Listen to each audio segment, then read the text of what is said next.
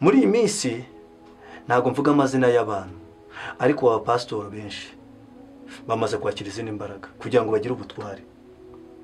Mbese Satani yabajyanye ku gasongero k'umusozi, yarabajyanye ku gasongero abereka ubwami mu kanya gato, aravuga ati uzamenyekana, uzabikirangirire, uzavuga bakumve, bazakuyoboka, uzakira, uzatunga imodoka, bose batwumve nabo bibaho nibatwumve kuko byose Imana igiye kubirangira.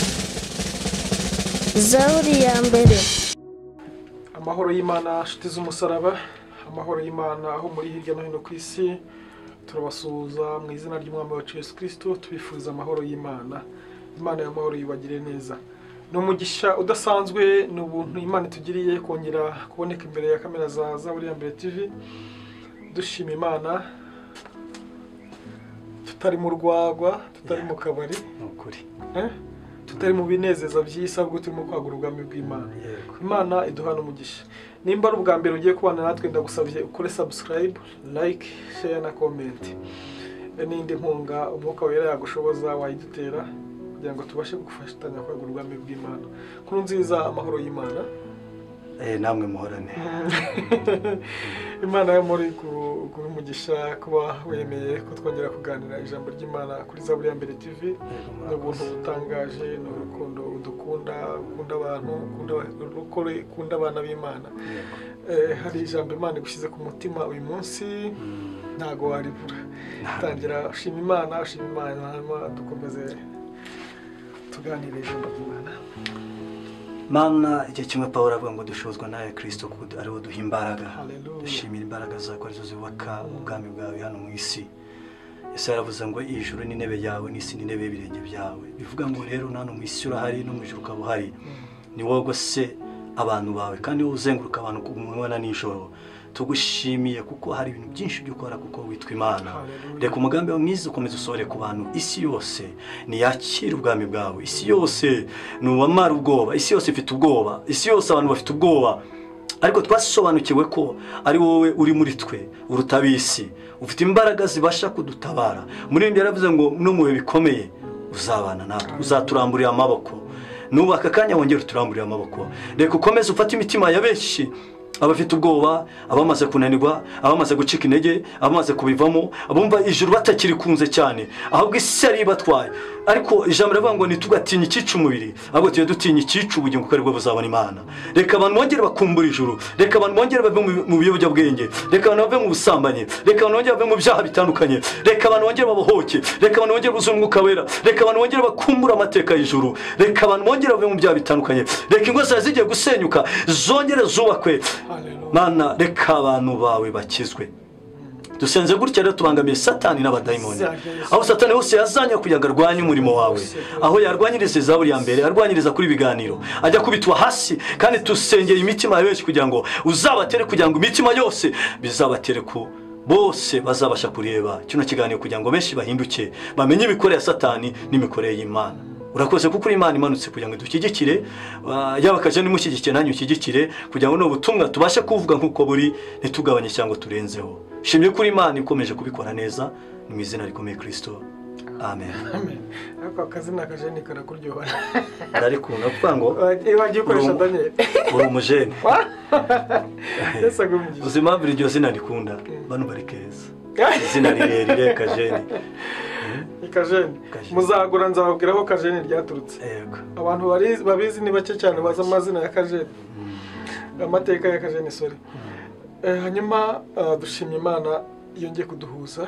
Ubuzima bw'iyi minsi buhagaze gute, yaba ku ruhande rwawe no ku ruhande rw'umukozi w'Imana muri rusange? Muri iyi minsi ni ibintu bitoroshye, ariko ni message tugiye gutambutsa.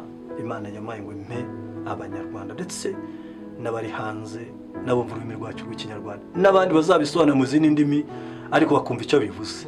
Ni ubutumwa bwa benshi. Ndumvira kumubwira uti ndashaka ko tuganira ku buzima bw'iyi minsi. Ubuzima bw'iyi minsi, ikino gihe turimo. Ese bitangira ryari bikagaruka bikarangira ryari? Byatangiye ryari? Ni nyuma ya Covid cyangwa? Nyuma ya Covid nagiye mpabwa ubutumwa, ariko na nyuma no muri iki gihe ni ubutumwa mfite bwo muri iyi minsi biturutse n'ibihe byo gusenga nakoze. Mbese ni uyu mwaka? Ni umwaka nagiye mbivugaho ariko ndagira ngo n'abatarabyumva byumve ni ubutumwa bujyanye n'ibihe turimo kugenda twinjiramo kandi bose barimo barabibona n'imikorere ya satani. Imikorere ya satani imara akora mu buryo bw'amayobera, satani imara akora mu buryo abantu benshi badasobanukiwe. Iyo tuvuga imikorere ya satani ntimukagira ngo ni ukwamamaza satani, ahubwo abahanga bavuga yuko iyo utazi takitike cyangwa se intwaro umwanzi arimo gukoresha, utazi umwanzi wawe uko ahagaze, iteka aragukubita. Niyo mpamvu rero tuvuze ngo imikorere ya satani bishobora kuba bitari byakugera, ariko nibikugeraho uzamenye ko ari amayeri ya satani akoresha. Ntabwo turimo kwamamaza satani, ahubwo turashaka gusenya ubwami bwe mu izina rya Yesu. Wenda tutarajya kure, reka dusome ubutumwa bw'isi bwanditswe na Luka ibice 4 umurongo wa 5 kugera kuri 7. Umwanzi aramuzamura amwereka ubwami bwose bwo mu isi mu kanya gato. Aramuzamura amwereka ubwami bwose bwo mu isi mu kanya gato, kandi abumwereka mu kanya gato. Aramubwira ati ndaguha ubu butware bwose, ndaguha ubutware bwose n'ikuzo ryabwo, bega n'ubutware, ndaguha ubutware bwose kuko ari jye wabugabanye, kandi mbugabira uwo nshaka. Ariko ubu butware kubumuha hari hafite ikibihetsemo, ari nacyo kigira ngo tuganire. Usobanura uwo ari we. Hepfo avuga ngo iki? Aramubwira ati oya, murongo wa 7 ngo nuko numfukamira ukandamya buriya bwose burabubwawe. Naho gusareka naho honyine nashakaga, numfukamira ukandamya buriya bwose burahita bubwawe. Babarire simuce mu ijambo, ariko ndagira ngo twumve uburemere bw'iyi message.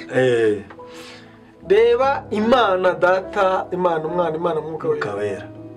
Noneho Imana Umwana irizi, ari we Yesu Kristo, arizi akigera hano ku isi.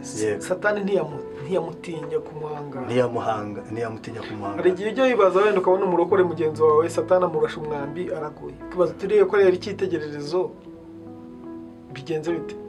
Satani udatinya umwana w'Imana, udatinya Imana, ntago yagutinya. Niyo mpamvu bisaba ngo nimba uri mu gakiza hagarara neza. Nuhagarara na rutandaraje gukubita rugondiye ni akurahe. Komeza mukozi w'Imana. Aramubwira ngo aramuzamura amwereka ubwami bwose mu kanya gato, mu gahe gato cyane. Aramubwira ngo burana ubwanjye kandi mbuho nshaka. Message irimo, sibyo? Message kubiyemo. Muri iyi minsi ntago mvuga amazina y'abantu, ariko aba pastor benshi bamaze kwakira izindi imbaraga kugira ngo bagire ubutware.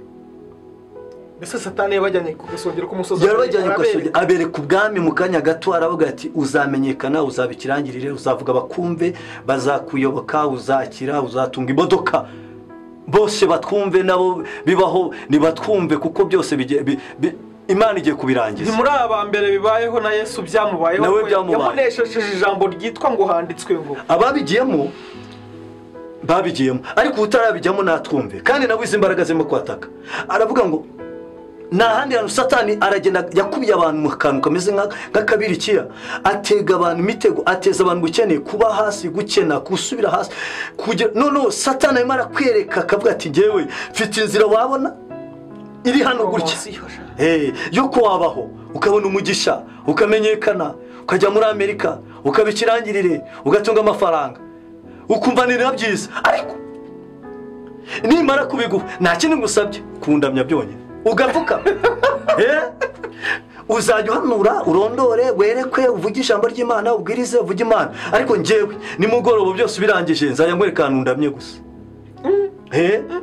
Uziko bya bintu hari abantu babijyamo agira ngo wenda ati reka nifatire udufaranga, ati ntago nza. Ariko hari akantu gato cyane azakwereka ko uzajya umuna. Ariko hari abagabo 3 nakunze. Yusenye muri Daniel ibice 3 umurongo wa 16. Wenda bitangira hejuru, ariko 16 harimo ijambo nakunze. Iyo uyisomye usanga muri Daniel ibice 3, wenda twahera kuri 16. Ibice 3 wenda 16. Aba bana 3 narabakunze. Saduraka na Meshake na Abedenego basubiza umwami bati Nebukadinezari nta mpamvu tugusubiza iryo jambo, nta mpamvu nimwe agira hepfo byena bite.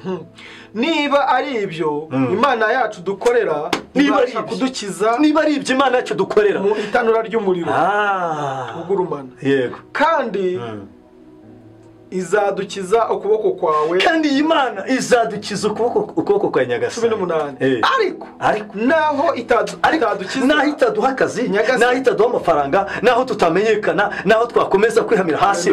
Haleluya. Nyagasani umenye ko tutari bukorere imana zawe. Yego, komeza. Ngo habe no kuramya icyo gishushanyo, habe no kuramya zahabu wakoze. Nicyo kintu nashaka. Habe no urumva yiriye bwati remwa muri ko sindi bukorere imana yawe, habe no kuyiramya. Habe no kuyiramya. Byumvikana ko gukorera Satani no kumuramya. No kuvuga ngo ni igishushanyo bari bakize cya muri igishushanyo bari bakize mu gikombe cya Adu. Baravuga ngo umuntu wese nituvuza amakondera mwese. Aha rero ni ikiganiro kibanga bagiranye mu cyumba hano. Umwami arimo ababaza ati kuki murimo kugandisha abantu? Yarababwiraga ati mutakora ibyo abandi bakoze ko mbakunda, kuko n'ubundi bari bagiriwe ishyari kuko umwami yabazamuye. None ngo baravuga ati turabizi, ariko arakantu natekereje, ariko karimo kundya muri no misi. Kaje niba hari ikintu kibabaza kuba umukobwa yaza kukugerageza, ariko avuga ngo ndabizi ningera kuri Kajeni, ndabizi ntari bubyemere. Arashaka ko turyanga, ndamushyira amafaranga, ndamukorera ibishoboka byose yemere turyamane, ariko ndabizi katari bubyemere.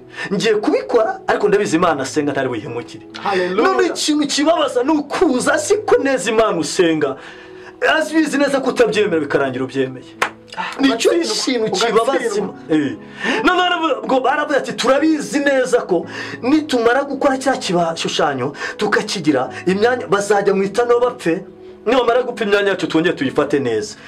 Turabizi neza ko Imana yabo tugiye kubategeraho, ntago ari bwemere gupfukama ngo baramye kino gishushanyo kibajwe. Ufite ikibazo cy'abakobwa, umukobwa bavuga ati ndabizi neza irakorara rimbo murya hogoza, turabizi neza ko atari bwemera n'amafaranga, ariko reka dupfe kujyayo. Turabizi ko neza uri umugabo, ariko turabizi neza ko Imana akorera itabimwemera. Ikibabazo za n'ukuntu ashobora gusanga uri umuramyi mwiza, yakubwira ngo muryamana guha amafaranga, kandi yarabizi ko yizeye gusa utari bubyemere, bikarangira ubyemeye. Ariko aba bana ngo umwami arabasanga aravuga ati murabizi nabahaye imyanya y'icyubahiro. Satani afite amayeri menshi, nibwo buhanuzi turimo kubwira abantu bw'ibiri mikorere y'iminsi. Satani afite amayeri menshi, ngo birangije ngo aravuga ati ndabizi bari abantu icyatumye bakora kiriya gishushanyo cyanjye ni uburyo bwo kugira ngo babakure ku myanya yanyu. None mwebwe mubikore bitabarimo, ariko mubikore mwebwe mubikore kugira ngo bibereke, kugira ngo muhamane imyanya muzakomeze kubikora, mubikore bitabarimo. Mwe muhamane iyo Mana yanyu, ariko mugire gute mubikore. Emera nacyo umanure gusa. Nimo ko Satani ashobora kugusuka ukajya ukaburi ahantu umuntu arwamagaye ati ngwino nsanga ahantu twicare turyaga koko tuganire kuri diru runaka kuri uti rwose singa inzoga, ntabwo nk'inzoga. Yego ndabizi abarukore ati somaho gusa wenda ucire, somaho wenda ariko uyicire, somaho gusa wenda ucire, cyangwa unyereke kuyibere gusa, ndikoraho gusa ariko wenda ntunyereke, nyereka kwitako gusa. Njye sinshaka ko dusambana, ariko nyereka kwitako gusa. Amayeri y'abadayimoni ari nayo mikorere y'Satani y'amakoro, umuntu akisanga arimo kuramya Satani atazi uburyo yabigezemo. Niko Imana yanyeretse. Mbega kantu ngo aravuga ati ntugire ikibazo, mwe ikibazo cyose njyewe iyo Mana yanyu rwose ntago mbateranya n'Imana yanyu, ntabwo shaka ko muyireka ntabwo shaka ko muyireka. Ngo aravuga ati ntago biri bushoboke. Ageze ngo aravuga ngo ariko ubundi Imana iri bubanyize. Ese ubundi mwagize yerekwa, umva ko kana ariko mufite yerekwa ry'uko riratano ritero batwike. Ati wapete twarasenze ntacyo yavuze. None se hari mwararose se ati reka hari inzozi ufite, hari isezerano mufite se yuko Imana yanyu iri bakize. Ati wapete twanasenze iri joro ntacyo twabonye. Aravuga ati none mbonyeje iminsi 7 mubyige mugene mu bazimana. Atari ko mwana bongeze iminsi 7 ngo 7 shiri Imana itavuze. Ati hari cyo Imana yanyu yavuze. Ati ntacyo. Ati none mwebwe ntimugire ikibazo, mwebwe gusa mubikore bitabaye gusa, kuko ni Imana yanyu birasa nkaho yabaretse, ariko mubikore kuko nimuyireke, mubikore gusa. kugira ngo mwereke abandi ko mwubashye gusa ngo baravuga ati ntabwo uri bushoboke ntabwo turi bubyemere ntacyo dufite cyo kugusubiza umwami oya aya masaha turumva icyo kugusubiza ntacyo dufite ntacyo twagusubiza le chasti dobre ntacyo dufite cyo kugusubiza ngo ahitagira uburakari aterega imana yacu ibasha kudukiza ariko nubwo itabikora nta mpamvu n'imwe rega ntabwo turi bubikore ngo ageze hepfo bigenda bite umurongo wa 19 nyine ngo Nebukadinezari zabiranwa n'uburakari ahita arakara kubera iki kuko iki kintu batakisemeranyije banze ka kantu k'amafuti umukoresha ahita azabiranwa n'uburakari kuko wanze kumwereka ku ibere kandi yari yagushyize muri biro wicara bati rwose uri mwiza njye sinshaka ko turyamana nyereka kunusa nyereka ku kibero uzakomeza cyane muri biro cyane kuri iyi ntebe abyanze aravuga ati agira ati sokera muri iyi bira muri iyi ntebe ahita agira iki azabiranwa n'uburakari mu maso he hahinduka ukundi urumva umuntu wasekaga uri witwaye neza shandagira ngure wa mukobwa wa musore wa muntu wari wese wa mubyeyi we satani akwereka ko ari mwiza akagusekera ariko icyo gushaka serivisi yatayikubonyeho nibwo uzabona satani nibwo uzabona ishusho y'uwo ngo wakwiberanyagaho bahita ahinduka azabirangwa n'uburakari mu maso he hahinduka ukundi ngo areba Saduraka Meshake na Abedenego igitsuri ahita bareba nabi kuko ahita ategeka ko benyegeze no benyegeze itanuru ngo rirusheho ahita ategeka ko babasohora muri biro mu kazi ahita asohora ategeka ko dosiye bayikuramo ahita ategeka arategeka kuko icyo yashaka cyose atakigezeho ategeka ko biro bayibakuramo ategeka ko akazi bagira ategeka ko icyo bari afite mbega nuko umurongo wa 20 ngo maze atoranya abanyambaraga maze ahita abakangatoranya abanyambaraga mu ngabo ze abategeka kuboha Saduraka Meshake ategeka ko baboha ngo babajugunye mu itanura bahita bajugunya mu itanura babantu bari inshuti ze mu minota ishize nuko baboha abo bagabo nuko barababoha ko bakambaye amafurebo n'imyambaro y'imyitero n'ibindi bambaye babajugunya mu itanura ry'umuriro ugurumana bahita babatamo ngo maze umurongo 22 maze kuko itegeko ry'umwami ryari iryikubagahu kandi umuriro ugurumana cyane bituma ibirimo by'umuriro bisumira abo bagabo babiri umuriro uvamo utangira gusumira n'abanyembaraga abo bagabo bari bateruye Saduraka na Meshake na Abedenego birabica bita bibikira hanze ibirimo by'umuriro birimo birasohoka bimwe ngo umuriro warasohotse bagikingura gutya wahise ushaka gusohoka oya urabisoma hepfo nivuga ngo Yesu yari yamaze kwicara ahita afata umuriro yari afite mu kiganza we yawuberekaga ko uteye ubwoba ariko yari afite mu kiganza ahita awusohora bakinjiramo we yarawusohoye ujya gutwika abo hanze yego ngo nuko abo bagabo batatu Saduraka na Meshake na Abedenego bagwa mu itanura ry'umuriro ugurumana hagati uko bakaboshywe uwo mwanya umwami Nebukadinezari aratangara aragisha n'ingoga abaza abajyanama be ati harya ntitwajugunyemo mu muriro abantu batatu bonyine baboshye baramusubiza bati ni koko nyagasani arababwira ati dorere ndareba abantu bane la chastito pene fodaya ndajya ngumbwira uyu mukobwa bane babohowe ndajya ngumbwira uyu mukobwa mbwira uyu musore mbwira uyu mugabo mbwira umusaza n'umukecuru igihe cyose wahamirije Kristo ntago azakuba kure aha nayerekwa nahishurirwa nakubona ariko ngo bakijyamo basanga mvuga ngo mu kibazo Yesu niho ajya ikibazo kitarabasa ubundi araza kubwira arabwira ati dore umva ariko ikibazo kitaraza Yesu araza kukubwira iki we yinjira mu kibazo akarangiza ikibazo wowe usanga ikibazo yamaze kukirangiza akubwira ikibazo kitaraba abwiye ngo mukureho umuriro kandi n'umuntu utarawugeramo ijambo ry'Imana ari kubwira ngo uzaca mu mazi ntacyo azagutwara kuyaca mu nshuti yanjye mperutse kuyacamo ubuhamya burebure mperutse kuyacamo zabudo uburyo Yesu yagukuriyeho wari wacumiye kuyacamo ariko ntacyo amazi arakuye Yesu agukuramo no ku murongo wa 24 uwo mwanya umwami Nebukadinezari aratangara ahaguruka n'ingoga abaza abajyanama be ati arabaza nitwajugunye mu muriro abantu batatu baboshye baramusubiza ati yego nyagasani arababwira ati dore ndareba abantu bane mbonye yerekwa we yise bundi se bo bagumaga kwerekwa ni yerekwe we umwanzi w'abanzi bacu niberekwa iby'Imana igiye bagenda mu muriro ati kandi ntacyo babaye ntacyo barimo kuba ariko ishusho y'uwa kane yasa n'iy'umwana w'Imana Nebukadinezari yigira ku muryango w'itanura ry'umuriro haleluya ubwe nawe noneho bimutera gusakira kuko abonye ibidasanzwe araza aregera yegera kwitanura ngo aravuga ati yemwe basaduraka Meshaki na Abednego aravuga ngo yemwe basedura n'abagaragu b'Imana isumba byose batangiye guhamya noneho ngo nimusohoke haleluya aravuga ngo nimusohoke muze hano umva rero aho niho nshaka kujya nuko Saduraka Meshaki na Abednego bahera ko bava mu muriro ako kanya hepfo bigenda bite ngo maze abatware b'intebe n'ibisonga byabo n'abanyamategeko n'abajyanama b'umwami baterana bareba abo bagabo umbasanga babanyamagambo babandi babeshaga babandi b'abanyamashyari babagambaniye noneho batangaza babegera ngo babarozi b'abapfumu babandi yego nyine babarozi n'ababandi ngo bose ngo baraterana barakomeye ngo bose barahagera umva rero ikintu cyabatanga akabazo gato byari byakubaho umuntu akakwica ntupfe none haje wakata muri arete mukabare muhura nzaguhamya guko nagire neza ariyo wandoze nkajya mba muri koma amezi 3 cyazabiguhe se noneho iyo muhuye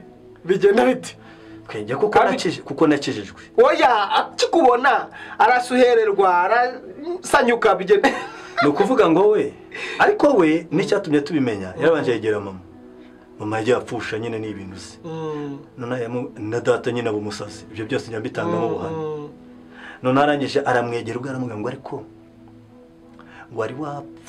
wari wapfakara kabiri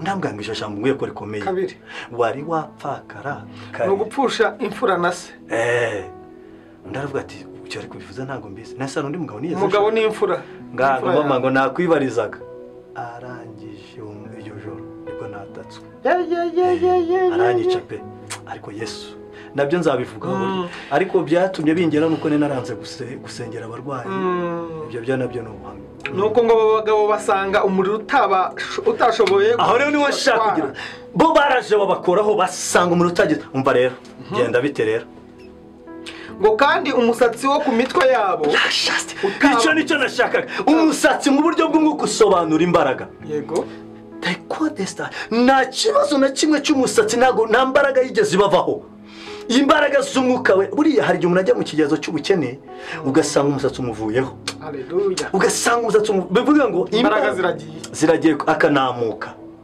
ariko ngo ikigezo ntikigeze kibakuraho imbaraga ako kana shuti yanjye ibijyagiye sirimo ntibizatume bakogosha buriya iyo wamaze kubura imbaraga niho umuntu asamba niho umuntu akora ibyaha niho umuntu ajya mu mapfumu niho umuntu ajya kureguza niho umuntu ariko ngo ikigezo cy'umuriro ntikigeze gikorera ku musatsi wabo imbaraga zabo zose bari bakizifite hanyuma cyo nicyo cyabatangaje cyane ngo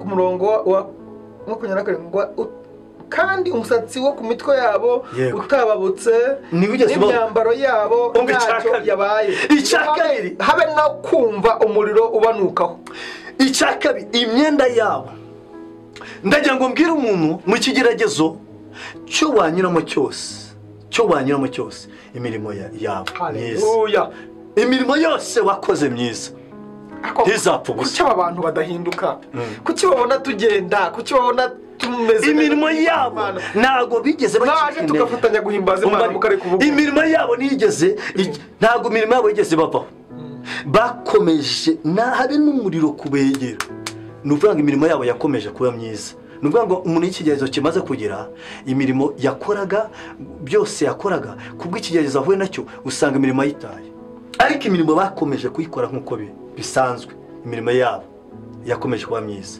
komeza umva ngiye ikintu nibaza aba bagabo ku murongo wa 28 ngo Nebukadinezari aravuga ati Imana ya Saduraka na Meshaki na Abedenego. iyo ukomeza aho ngaho hano kuri uyu murongo twari tukiri ku umwami ahimbaza Imana ya Saduraka. byarangiye se ku murongo wa 27 umwami ahimbaza Imana ya Saduraka.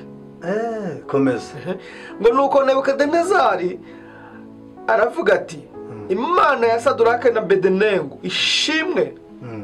icyo nashatse kuvuga babandi bajya bakora bya bindi bakakora bya bindi bakabona urakomeje urahagaze urashikamye kuki badahindukira ngo baze bafatanye nayo guhimbaza Imana niba kuki bitababera. ibaze umwami uburyo abonye bave mu itanura uburyo abonye wa kane n'igituma nta ishurirwa bafite kizavuga ko umuntu adafite ishurirwa yumva ko ibyo yakoze kuko yakuroga akakuroga ngo usari yaza agasanga uracyari munsi y'Imana uracyakorera Imana akakora n'ibindi byose yabishaka akabibura. hari igituma benshi bahinduka we rero yarahindutse atajya guhimbaza umwami we yarahindutse ariko bene wabo simbizi bene wabo ntibahindutse kuko imyanya n'ubundi ntago we yisha. icyo nashatse kuvuga hajya twari handi 27 havuze ku murongo wa 27 ngo kandi umusatsi wo ku mitwe yabo yego utababutse komeza n'imyambara yabo ntacyo yabaye ngo habe no kumva umuriro ubanukaho. komeza umwami ahimbaza Imana ya Saduraka. soma hano 28 ngo Nebukadinezari aravuga ati Imana ya Saduraka Meshaki na Abedenego ishimwe niyo yohereje marayika wayo akiza abagaragu bayo bayiringiye kuko bigurukije ijambo ry'umwami bagahara amagara yabo kugira ngo batagira indi mana yose bakorera cyangwa basenga itari Imana yabo. umva 29 ngo nicyo cyatumye nca iteka kugira ngo umuntu wese wo mu moko yose n'indimi zitari zimwe uzavuga nabi Imana ya Saduraka na Meshaki na Abedenego azatemagurwa kandi urugo rwe ruzahindurwe nk'icyavu kuko ari nta yindi Mana ibasha gukiza bene aka kageni. haleluya. nta yindi Mana ibasha gukora ibitangaza ngo izura abapfuye. icyo nshatse kuvuga kwisanga mu kigezo cy'ubukene Imana imara gupimira kugira ngo benshi bazahinduke. ibyo yashoboye kubikubura kwisanga utize gushaka bashobora kukuzinga aho bakuzingiye ubundi akenshi barakuzinga Imana ikaza igakuramo ikizatuma utazakora ubukwe igasigaza ikikuzinga kugira ngo ikuremo ikizatuma utakora ubukwe. nubwo babikora bazi ko bazinze ariko Imana yakuremo ikizatuma ukora ubukwe wamara kubukora benshi bazahinduka bavuye ati Imana ikoze buriya bukwe nanjye ndayihindukiye. byemere icyo ibibasurimo emera uca no mwitanura biravuga ngo uzaca mu mazi ntazagutembana uzaca mu muriro ibintu byane bizagufata bituma umwami avuga ngo ntanze itegeko nta yindi Mana yo gusengwa. ariko urumva gato nimupfukamya niho twari turi ngo aramuzamura ngo amwereke ubwami bw'Imana ngo ubwami bwose bwo mu isi mu kanya gato ariko aravuga ngo ndabuguha kuko mugabiro nshaka. ariko aravuga ngo uniwemere ugapfukama shuti yanjye ihangane hari ikituma gutuma Imana ishaka ko la chance doble kizatuma ugera kuri byinshi. Imana yarambwiye ngo hari ibintu byinshi bije byoberanya Satani akakubwira umuntu akakubwira ati ndagufasha ndaguha akazi ndaguha amafaranga ndakugira neza ndagukorera ubukwe hari nk'aba bureze uko abantu bapfukamira abagabo akaza ari umusore akabwira ati nutemera kuryamana nanjye ngo ndebe uko uteye ntago tubana akaba yakemera agakuruma akagira. Nuvuga ngo Satani afite amayeri menshi nutemera ngo turyamane ngo wekano kazi nutemera ngo tuzaryamane ndagukura muri akazi ndagira ngo ubwire inshuti yanjye hari ibintu byinshi ariko biravuga ngo wagwe ibyisi byose akakwaka ubugingo byakumarira iki. ndagira ngo ubwire ngo hari ibintu byinshi bikwatatse ariko abo bana baravuga ati nubwo twari dufite ibyubahiro nubwo twari dufite niba dushyire mu itano dupfe naho Imana yacu yadukiza. Yesu arangije aravuga tadukiza nta mpamvu n'imwe. Haleluya. ariko Yesu naravuga ngo reka upfukamira Uwiteka Imana yonyine. Shuti yanjye nta bindi bintu byo ugomba kwitaho turimo gusoza ndagira ngo ubwire ngo nta kindi kintu kimwe ushobora kureba nta kintu kimwe ushobora kurekaje. iyi Mana ibasha kudukiza ikadukuraho ubushomeri ikadukuraho amadeni ibasha kudukiza ikaduha akazi ikatwubakira amazu menshi ariko nubwo itayaduha nubwo nta mpamvu nimwe yo kugira ngo tushake hano twaca kugira ngo twubake, nta mpamvu yo kugira ngo tugere aho pfukama ukandamya. Biriya byose ndabiguha. Tuzi ko ibyuzuye isi n'ijuru ari ibyo Uwiteka Satani. Ntuzatubeshye, ntuzatubeshye, urabitwereka ariko nta na kimwe waremye twamaze gusobanukirwa, kuko byose Imana niyo biremye kandi nibiga birabishaka. Nupfukamya ukandamya, oya wa mukobwa we, hagara ku gaciro, indangagaciro y'Ubukristo, yuko utagomba gutatira igihango wagiranye na Rugira, wagiranye na Kristo. Nakubwiye ngo barakuzinga kugira ngo Imana izakugeze kugira ngo benshi bahinduke, ikazi gakuramo ikizatuma udakora ubukwe,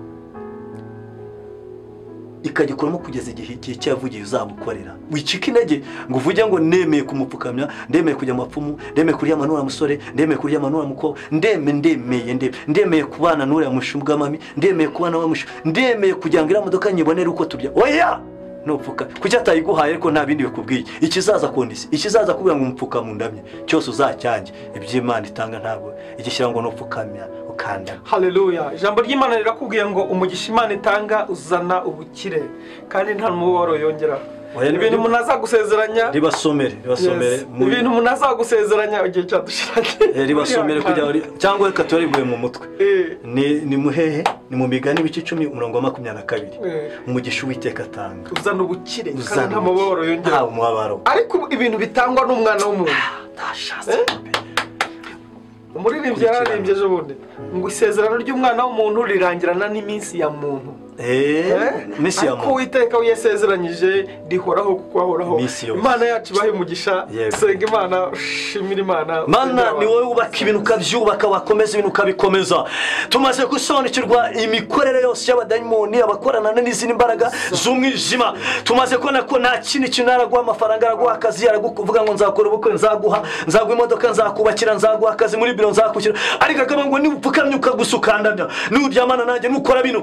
Ariko ijambo rivuga Uwiteka Imana yowe yonyine abari uramya yonyine, nta kintu twomba kuramya. Nubwo twakena, nubwo twabashumeri, hakucyabye ngo nzagara ku munara wanjye ndindire numva icyambwira. Dusenge umuntu wa kase yari imaze kumunga, imaze kugira amagufwa, yari imaze kuzengeza. Dusengeye umuntu wari ufite uburwayi bwatewe n'abadayimoni bwamuhinahine, karande zo mu miryango byo batongera ibyo bahamura. Dukuye imbaraga zose zigenda kuri uyu muntu, ibyo bamutongera ibyo bahamura ibyo bakoze. Uyu muntu kuramo inda buri munsi, uyu muntu urwaza uhora rwaje umugabo, uyu muntu uhora rwaye, turasenze imbaraga zimugenaho. Ndimo ndabona hari ibintu byo gukora muri urugo, ndimo ndabona wongeye kurwubaka. Reka ukize indwara zitandukanye bari kwa muganga no muri ngo zawo. Uyu muntu bafungiye visa ye, abadayimoni bakayizirika. Uyu muntu wari ugiye kugenda ariko Satani akabingoye akitambika, turakubita hasi. Uyu muntu ibyo nibifunguke.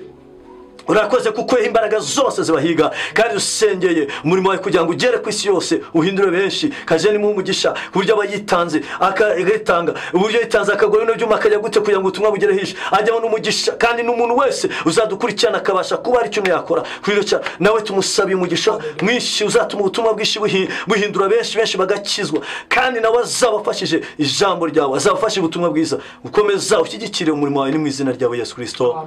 Amen. Imana ibaye umugisha, turabakunda cyane. Murakoze cyane. Zaburi ya mbere.